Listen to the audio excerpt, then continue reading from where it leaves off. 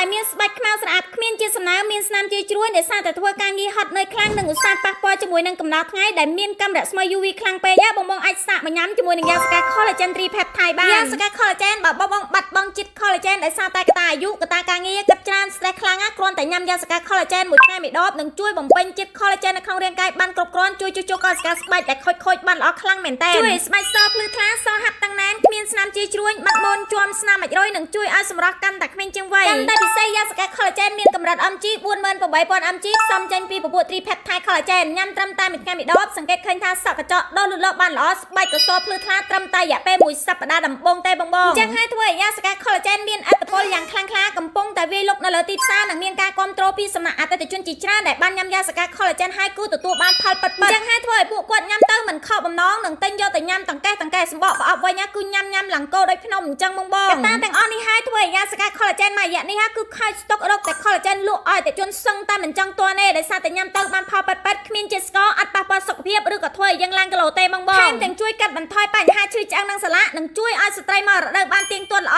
ខ្លាំងមែនទែនជាមួយនឹងយ៉ាងសកា collagen 3 peptide